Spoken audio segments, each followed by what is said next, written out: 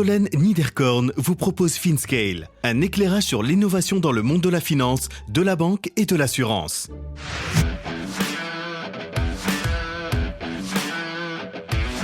Quand influence rime avec investissement. Ilan Abeacera, entrepreneur et general partner d'Origins. La première fois que j'ai pitché cette idée en fait à Blaise, c'était de lui dire écoute, en fait, les athlètes américains sont tous dans la tech. J'ai l'impression que les footballeurs européens, pas du tout. Et pourtant, ils ont quelque chose que les Américains n'ont pas, c'est une influence mondiale et gigantesque. Top 10 d'Instagram, t'as 3 footballeurs. Le foot, c'est le sport le plus regardé dans le monde de très très loin. Ça a fait qu'un tour dans nos têtes et on s'est dit, tiens, si on les expose à la tech, finalement, ils utilisent ces produits plus que n'importe qui d'autre. Si on leur propose d'investir dans des boîtes consumer et qu'en parallèle, on leur demande l'accès à leurs réseaux sociaux, pas beaucoup, une fois par mois, pour une de nos boîtes, nous, on a une value proposition exceptionnelle pour les startups dans lesquelles on veut investir, parce qu'on leur amène du marketing. Et eux, ils vont pouvoir leverager enfin leurs réseaux sociaux pour autre chose que parler du foot, de sport, etc. Et ça les a aussi convaincus. Un épisode qui fera plaisir aux fans de football. Ilan nous explique comment lui et Blaise Matuidi se sont lancés dans l'aventure d'Origins. Outre le processus de levée auprès d'investisseurs atypiques, vous verrez comment les footballeurs de haut niveau sont impliqués et participent concrètement au développement des sociétés dans lesquelles le fonds investit. J'interroge aussi Ilan sur la perception de l'industrie du VC sur ce mariage entre influence et investissement, et ce en Europe versus aux États-Unis. Nous détaillons le type de fonds constitués et de manière concrète comment les campagnes auxquelles participent les athlètes sont créées. Loin des campagnes d'acquisition classiques, Origins mise sur la brand equity. Ilan illustre cela clairement en prenant l'exemple de Mocacare. Je ne pouvais pas quitter Ilan sans parler d'Async, la nouvelle société que cet entrepreneur passionné a récemment créée. Bonne écoute à tous!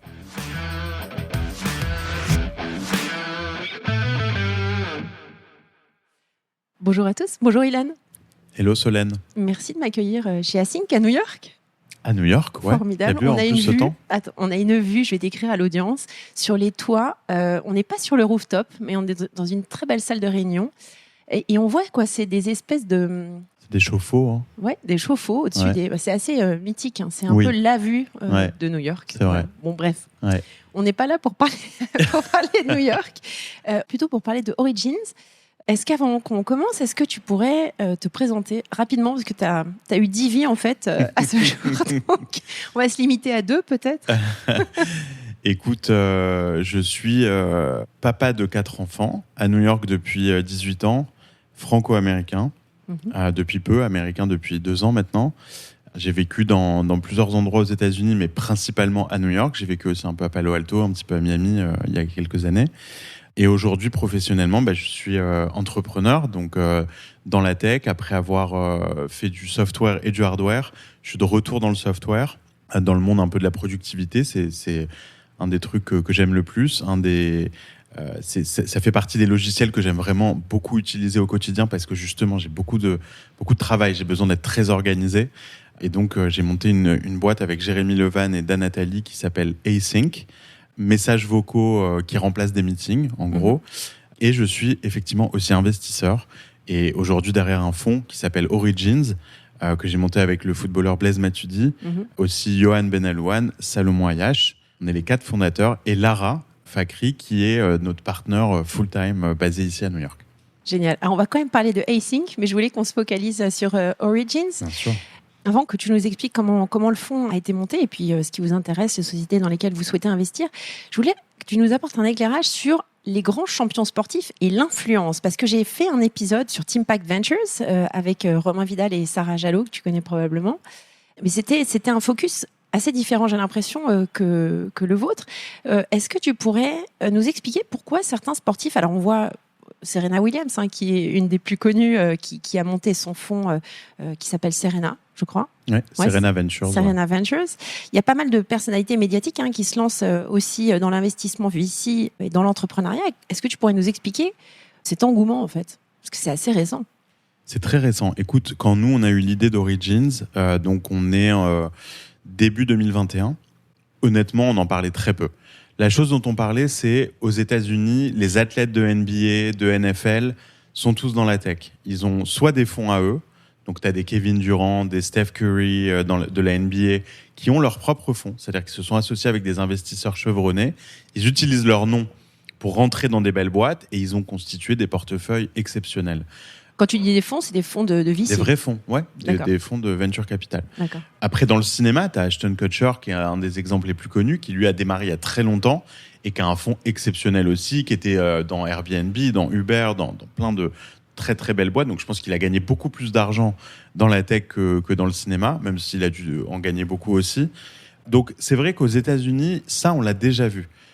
La première fois que j'ai pitché cette idée en fait à Blaise, c'était de lui dire, écoute, en fait, les athlètes américains sont tous dans la tech. J'ai l'impression que les footballeurs européens, pas du tout. Ouais. Et pourtant, ils ont quelque chose que les Américains n'ont pas, c'est une influence mondiale et gigantesque. Mm-hmm. Top 10 d'Instagram, tu as 3 footballeurs. Tu vois, par exemple. Le foot, c'est le sport le plus regardé dans le monde de très très loin. Et donc, en fait, ça a fait qu'un tour dans nos têtes et on s'est dit, tiens, si on les expose à la tech, finalement, ils utilisent ces produits plus que n'importe qui d'autre. Les réseaux sociaux, etc., ils connaissent par cœur. Si on leur propose d'investir dans des boîtes consumer et qu'en parallèle, on leur demande l'accès à leurs réseaux sociaux, pas beaucoup, 1 fois par mois, pour une de nos boîtes, nous, on a une value proposition exceptionnelle pour les startups dans lesquelles on veut investir, parce qu'on leur amène du marketing. Et eux, ils vont pouvoir leverager enfin leurs réseaux sociaux pour autre chose que parler du foot, de sport, etc. D'accord. Et ça les a aussi convaincus. Voilà, c'est comme ça qu'on a démarré. Comment est-ce que ces personnes-là, que tu convaincs au départ, comment tu les upskills sur les sujets de capital risque ? Parce que le capital risque, c'est vraiment hyper spécifique. Ça demande vraiment un savoir-faire bien particulier. Hein, ça ne s'improvise pas. Comment tu les amènes à comprendre les risques, hein, parce que je suis désolée, dès que tu investis dans une start-up, il y a quand même un fort risque que ça foire. Ah ouais, non mais ça c'était le sujet numéro 1. Tous les zooms qu'on avait avec les footballeurs qui ont fini par quasiment tous rentrer dans le fond, c'est-à-dire qu'on a vraiment convaincu, je sais pas, on a converti peut-être 80-85% de nos conversations en LP dans le fond. Mm-hmm. La première heure, elle était vraiment focalisée sur la partie éducation. C'est-à-dire que nous, on n'était pas là pour vendre du rêve. On n'était pas là pour leur vendre des returns exceptionnels qu'ils ne pourront pas voir ailleurs. Évidemment, on utilisait un peu notre expérience d'investisseur, en particulier la mienne et mes returns sur mes fonds précédents et en tant que business angel. Évidemment, il fallait vendre aussi le fonds et notre capacité à bien investir. Mais on le disait dans chaque call, tu peux tout perdre. C'est une possibilité. Alors, si tu perds tout, c'est vraiment qu'on a été très mauvais. Parce que c'est une stratégie de portefeuille.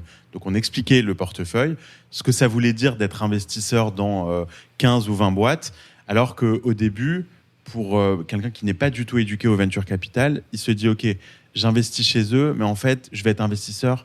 À chaque fois qu'ils vont me proposer une start-up, je vais pouvoir investir un peu en mode syndicat. » Ça, c'était la compréhension immédiate de comment fonctionnait un fonds. Donc, on a dû éduquer sur la partie portefeuille, la partie management fees, la partie carried, la partie risque, évidemment. Et puis, on avait toujours la question, mais c'est quoi le return ? Évidemment, c'est quoi le retour que je vais obtenir si j'investis 100 000, 200 000 chez vous ? Combien je vais récupérer et dans combien d'années ? Alors, on est obligé de donner des ballparks, mais... C'est quoi ça ? Un ballpark, ça veut dire, en gros, on est obligé de leur donner une idée de ce que ça représentera en termes de retour.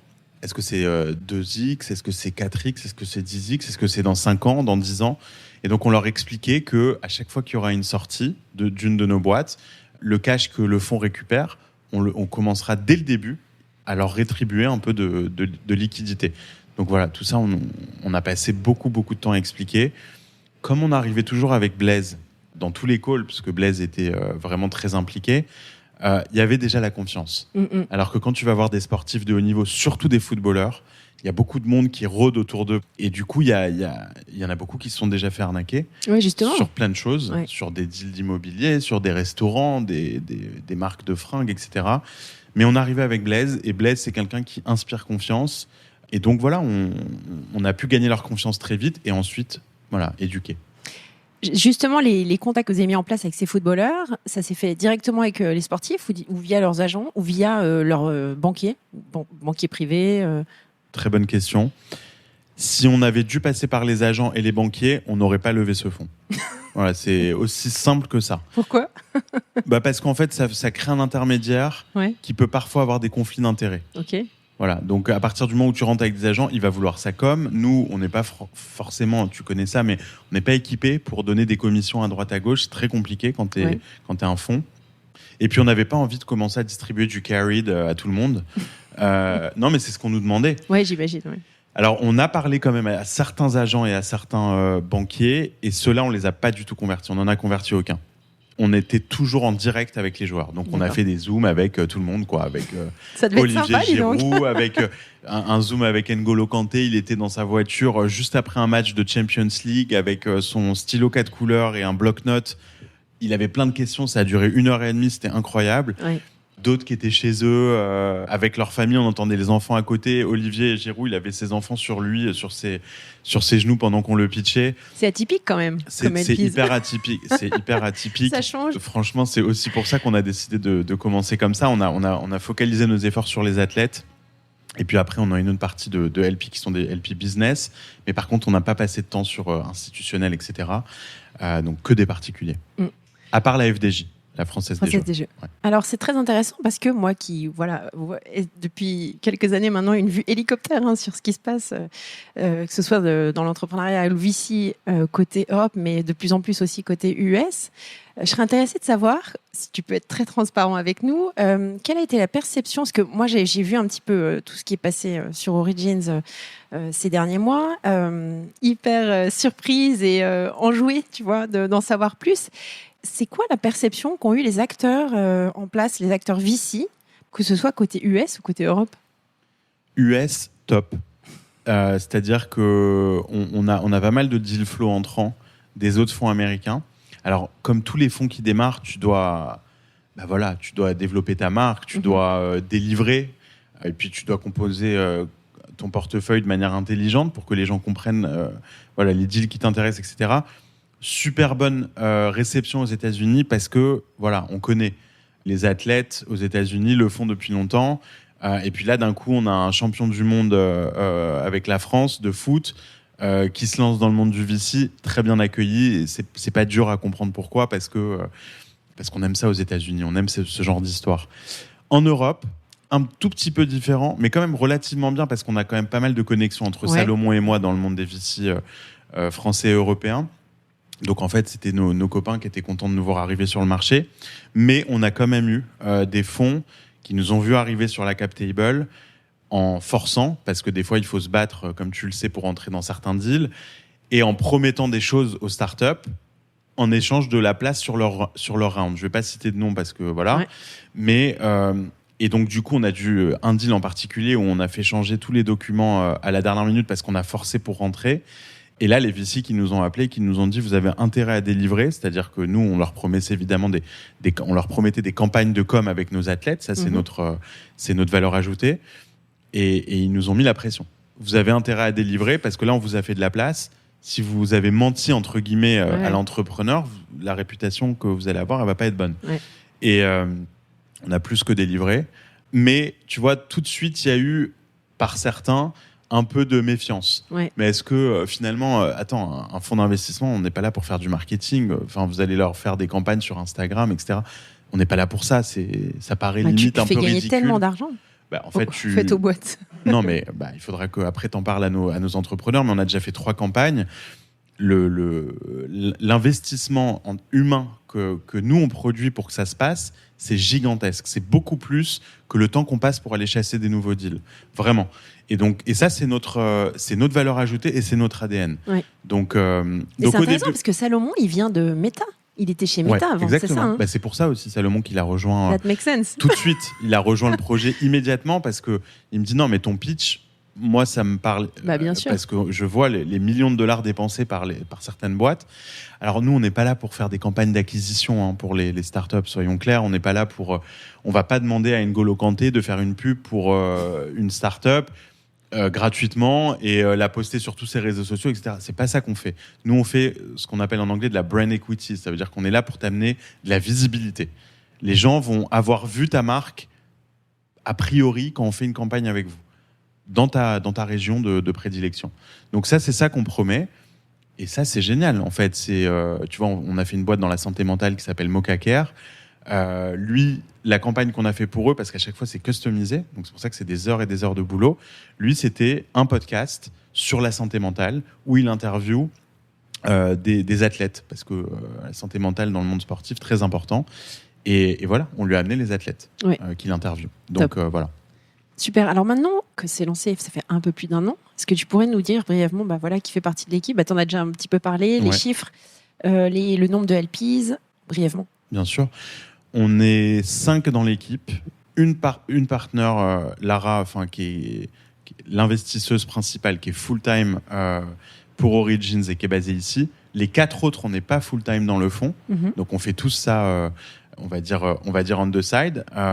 Blaise et moi, on est GP du fond. On est tous les deux vraiment très, très impliqués. Et puis, tu as Johan Benalouane, qui est un ami d'enfance de Blaise, qui est aussi joueur de foot professionnel, et Salomon Ayache, qui est basé à Paris. Salomon, il est venture partner pour le fond, parce que lui, il est chez Early Bird à Paris. Il est partner chez Early Bird. Il fait des deals très différents de ce qu'on fait nous. Donc, ça fonctionne. Et Lara, voilà, notre star locale, très jeune, brillante, qu'on a ramenée de Paris et qui est basée ici, juste à côté de nous. À 2 bureaux. Exactement, à 2 bureaux. Et voilà, donc ça, c'est la team. Ouais. Donc, petite team. On a fait 8 deals. Donc, on a commencé à investir en janvier de cette année. Et en tout, on a fait 8 deals. On fait du pré-seed aux série A. On a fait une exception d'une boîte qui est au-delà du série A. Nous, on a eu des conditions particulières. Et puis, on fait des boîtes que consumer, que tech. D'accord. Donc, on ne va pas faire de marque e-commerce, on ne va pas faire ce genre de choses. Il peut y avoir une exception, peut-être, pour des boîtes exceptionnelles, mais pour l'instant, c'est que de la tech. On a fait de la santé mentale, on a fait un tout petit peu de Web3, du gaming, dans le foot. C'est quelle boîte? Tu peux citer? Ouais, bien sûr.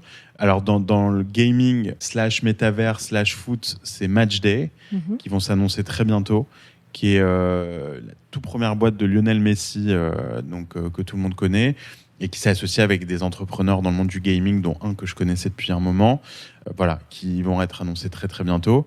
Et puis ensuite, tu as Stadium Live, qui est une boîte canadienne, qui est une espèce de métaverse pour jeunes, dans le monde du sport aussi, donc une appli mobile qui a déjà pas mal de traction.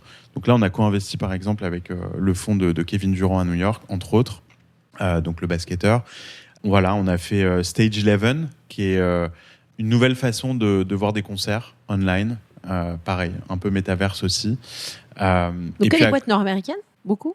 Dans les boîtes nord-américaines, Matchday, c'est une boîte américaine, donc la première que j'ai citée.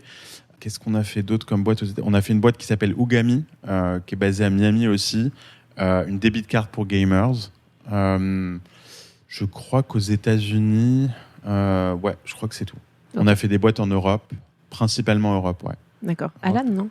On a fait Alan, ouais. C'est ça. Alan, c'est l'exception, effectivement, à la règle. C'est quoi votre vision? Attends, tu m'as pas dit combien vous aviez levé pour le fonds? On n'a jamais annoncé le montant. Ah zut. Tu veux même pas le dire sur mon podcast? Non, mais hyper vexant. Écoute, c'est 8 chiffres, c'est pas un très gros fonds. D'accord. Tu vois, on va pas faire croire que c'est un fonds gigantesque, mais c'est que le début. Et c'est que le début. Ouais, parce qu'en fait, vraiment que le début. Tu peux carrément décliner ça, je dirais. Donc, c'est quoi votre vision? Ouais, honnêtement, on est très ambitieux pour Origins. On pense qu'on a gagné ou qu'on est en train de gagner très vite notre place, en tout cas dans l'écosystème des fonds. On pense qu'on apporte quelque chose vraiment de différent. Ouais. On pense aussi que si on monte un fonds 2 un jour, on va être capable d'avoir peut-être 5 fois plus d'athlètes parce que ça a fait parler de nous, ils parlent de nous dans les vestiaires. On peut aller sur d'autres sports, tu vois, on n'a pas du tout touché aux athlètes américains. Et en fait, on peut commencer à constituer un parterre d'athlètes exceptionnels. Et puis aussi, on s'aperçoit à quel point ça apporte de la valeur aux startups, ce qu'on leur amène comme influence, comme visibilité. Et ça, on voudrait le structurer beaucoup mieux à l'avenir, parce qu'on peut faire beaucoup plus que ce qu'on fait. Donc ça voudra dire gonfler l'équipe et proposer plus de services en fait aux boîtes, en plus de ce qu'on fait en tant que fonds quand on met un chèque chez toi. Et alors, vous avez constitué ça sous forme d'un rolling fund? Parce que je me souviens que Diaspora Ventures, que tu avais créé il y a quelques années, c'était un rolling fund. C'est un rolling fund, ouais. Et là, c'est structuré comment? C'est un fonds normal, mais toujours chez AngelList. D'accord. Ouais. Donc AngelList a 2 produits, fonds classiques. Enfin, ils ont aussi des produits de SPV, etc. Mais en tout cas, en fonds, rolling fund ou fonds normal. D'accord. Donc nous, on a un fonds vraiment classique qu'on a closé début d'année. C'est beaucoup plus facile de créer un fonds aux US qu'en Europe. Ah non, mais en plus avec AngelList... Je dis ça parce qu'en fait, on en a parlé avant l'interview, mais... Ouais. Non, je sais parce qu'on avait regardé... C'est combien de semaines ? C'est 3 jours ? Alors attends, on a pas mal discuté en fait avec plusieurs acteurs. On avait parlé aussi avec Carta, qui a le même produit. Tout à fait, finalement, on a choisi AngelList. Bon, moi, je les connaissais très bien quand même. C'était mon 3e fonds sur AngelList. Honnêtement, le jour où on a signé l'agreement avec eux, 6 semaines plus tard, on a pris les premiers virements. Ouais. De Hyper mémoire, rapide. c'était 6 semaines. Ouais. Ce n'est pas moins, mais c'est très très court. Super. Ouais. Bon, on a un petit peu de rab en temps. C'est top. Je suis contente de pouvoir parler de AC. Ouais. Est-ce que tu pourrais nous en parler rapidement ? J'imagine que ça part de ton propre pain point. Hein. Carrément. Non, mais Comment gérer mes 4 enfants, mes 3 jobs en parallèle C'est ça. Non, mais c'est ça. En fait, moi, j'ai toujours eu beaucoup de meetings. J'en ai toujours beaucoup. Je pense que les meetings sont indispensables quand tu as un rôle comme le mien, de rencontrer, de connecter avec des gens. C'est de là où viennent toutes les opportunités que j'ai eues dans ma vie. Donc, j'ai toujours été très friand de meetings. Pendant le Covid, ça arrivait à un niveau en fait qui était difficilement supportable parce que là, pour le coup, on était en Zoom pendant 1 an ou 1 an et demi. Tous les meetings se faisaient en Zoom et il y avait plus de meetings qu'avant parce que les gens avaient besoin de catch-up, que ce soit en interne, en externe, etc. Et à un moment, moi, j'arrivais plus en fait et ça devenait très anxiogène parce que je pouvais pas répondre à tout le monde et j'avais plus le temps de travailler en fait. Et organiquement, j'ai commencé à remplacer certains de ces meetings par des voice notes sur WhatsApp. C'est-à-dire que je demandais aux gens, je donnais mon numéro quand ils ne l'avaient pas, et je leur demandais de me laisser des voice notes. Et en fait, ça a remplacé beaucoup de mes calls. Les calls où il n'y avait pas besoin de faire de screen sharing, où la vidéo était pas du tout indispensable, c'était vraiment des conversations, une update, un feedback sur un deck, sur une boîte, sur un entrepreneur, une due diligence, un reference call. Enfin, j'ai commencé à remplacer certains de ces meetings. Tous ne sont pas remplaçables. Et en fait, j'ai vu la puissance du truc et qu'à chaque fois, ça m'économisait en fait un meeting. Sauf que WhatsApp, c'est l'enfer. WhatsApp, c'est devenu une catastrophe, en tout cas pour moi, mais ça a l'air d'être le cas pour beaucoup de gens aussi. Les groupes, les notifications, et puis surtout l'importance de répondre rapidement, quoi. Tu vois, c'est l'urgence tout le temps. Et donc c'est comme ça qu'un jour j'ai eu l'idée de Async où je me suis dit tiens, mais le format de voice note, c'est un format exceptionnel, hyper productif. En 1 minute, je peux te faire passer une tonne de messages, te poser 10 questions. Tu vois, tout ce que j'ai à te dire, je peux te le dire en 1 ou 2 minutes, tu vois, max. Et il faudrait un outil qui amène ce format-là au monde du travail, la workplace. Parce que finalement, WhatsApp, c'est pas vraiment adapté pour le monde du travail, en tout cas aux États-Unis, en Europe.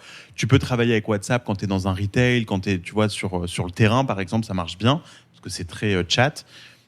Mais pour nous, c'est très compliqué de remplacer un meeting sur WhatsApp. Puis souvent, tu n'as pas le numéro de téléphone des gens avec qui tu travailles. Et donc, on s'est dit, OK, on va repenser entièrement le format de voice note. On va te permettre de le structurer, de répondre à n'importe quel moment d'une voice note, déjà, et d'avoir finalement une conversation complètement asynchrone. On va te rajouter un transcript. Ça, quand tu reçois une voice note sur Async, tu peux la lire si tu n'as pas envie ou tu n'as pas le temps de l'écouter. Tu vas pouvoir search, etc., etc. Et on va te créer un peu ton équivalent de numéro de téléphone ou d'email. Ça va être ton URL Async, comme tu peux avoir un URL Calendly. Tu vois, pareil. Ouais. Donc, tu me contactes. Je n'ai pas vraiment le temps de te donner un meeting aujourd'hui. Par contre, je t'envoie mon lien Async. Tu me drops une Async, donc une voice note chez nous s'appelle Async. Et puis moi, après, j'ai mon inbox comme un client mail et je vais pouvoir répondre aux gens, etc. Et voilà, c'est comme ça qu'est née l'idée et qu'on a monté cette boîte il y a 1 an maintenant pile. Et c'est quoi votre stratégie de go-to-market ? Écoute, c'est un produit, donc c'est une plateforme de communication vraiment. Hein, on recrée un communication tool et donc par définition, c'est assez viral. C'est-à-dire que pour l'utiliser avec toi, à un moment, tu vas devoir sign up dans le produit. Donc, les utilisateurs actifs de Async, aujourd'hui, on démarre à peine, hein, donc on n'a pas ouvert encore la plateforme. Dès qu'ils vont partager leurs liens avec des gens, ou dès qu'ils vont envoyer des Async vers l'extérieur pour communiquer avec eux, ils vont devoir sign up. Donc, il y a un coefficient de viralité qui est assez gigantesque. Ça va être notre go-to-market numéro 1, en allant chercher les gens qui sont occupés, les gens qui ont beaucoup de meetings, qui ont beaucoup d'emails. C'est eux notre target. D'accord. Et vous allez commencer à déployer plutôt aux US ou en Europe ? US, Europe. Voilà, on n'a pas, on a pour l'instant sélectionné quelques users un peu des deux continents. Les voice notes sont très grosses en Europe. Toi, t'es une pro de... Tu m'enverras des pour la bêta. T'adores les voice notes? Ouais, c'est horrible. Ça ne plaît pas à tout le monde. Et justement. Non, mais il y a des gens qui détestent quand je vois des voice messages. Mais... En fait, si elles sont longues, donc si tu envoies une voice note de 2 minutes à quelqu'un sur WhatsApp, il y a 90% des gens qui te disent j'ai pas envie de l'écouter, c'est trop long. Si tu envoies 20 secondes, 30 secondes, ça s'écoute facilement. Ouais. Nous, justement, on a transformé ça grâce au transcript. Tu peux les consommer de façon différente. Tu vois, donc, tu les regardes pas juste par le prisme de la durée. Donc, voilà. Europe, très avancée en voice note. États-Unis, ça arrive. Parce que tu as des outils comme Slack qui ont mis la voice note, tu as des outils comme même LinkedIn, tu as mis des voice notes dans le messaging de LinkedIn. Non, mais c'est horrible. C'est horrible, je crois que personne l'utilise. Mais bon, aujourd'hui, c'est pour dire que c'est partout. Voilà, nous, on a créé une plateforme qui est focalisée là-dessus pour les rendre productifs et remplacer des calls. Parfait. Bon, écoute, Ilan, je t'avais dit 35 minutes, donc voilà, on y est presque. Ouais, on y est presque. C'est quoi tes prochaines étapes vu que tu crées une boîte par an, donc 2023? Non. Non, pas du tout. Écoute, ma dernière boîte, c'était en début 2017, c'était Willow, où je suis resté 4 ans et demi. Donc tu vois, il y a un peu de marge. Et j'ai monté ma première boîte en 2008, productive. C'est ma 4e boîte Async. Comme je te l'ai dit avant qu'on enregistre, ça sera ma dernière. Et on va aller le plus loin possible. On dit toujours ça, mais tu sais, ça demande... La vie est longue. Ouais, et puis ça demande une telle force, énergie, résilience. À chaque fois de redémarrer à zéro, j'aurais pas fait après Willow. En plus, c'était du hardware Willow, donc c'était c'était très dur physiquement même, tu vois, et mentalement. 4 ans pendant le Covid, vous pouvez pas aller en Chine à la fin, etc. C'est très compliqué. Maintenant, Willow va plutôt bien. Mais moi, ça m'a vraiment épuisé. Donc, avant de décider de remonter une boîte, j'ai pensé à tout, vraiment, même à devenir full-time VC. Et puis, j'ai réalisé que oui, j'étais quelqu'un de créatif, j'avais envie de remonter en selle. Mais je l'aurais pas fait si j'avais pas eu cette vision et cette ambition pour Async, qui, je pense, est très longue et large. Et là, on est en train de monter quelque chose qui en est au tout début. Mais je pense que ça va pas durer 1 an. Je te le souhaite. Bon, je termine toujours sur une recommandation de livre. Qu'est-ce que tu nous recommandes? Écoute, un livre que j'ai adoré qui s'appelle American Kingpin. De qui? Je crois que c'est Nick Bilton. D'accord. Mais à checker quand même. Qui est un journaliste à Vanity Fair, qui était au New York Times à l'époque. Quasiment certain que c'est lui, mais quand même à checker. Et American Kingpin, c'est l'histoire vraie de la traque du FBI pour aller chercher celui qui a créé le Amazon de la drogue dans le dark web. Ah. Donc c'est une histoire exceptionnelle, vraiment très très prenante et une histoire vraie. Voilà. Donc qui raconte un peu tous les dessous du dark web, comment dans une économie complètement anonyme, puisque c'était les débuts du Bitcoin et compagnie, le FBI a réussi à remonter jusqu'à celui qui a créé cette plateforme gigantesque dans le dark web où tu peux acheter des armes qui n'existent plus maintenant, mais des armes, de la drogue. Tu te faisais livrer de la drogue par la poste. Incroyable. Donc, histoire fantastique. Voilà, The American Kingpin. Merci, Ilan. Merci à toi, Solène.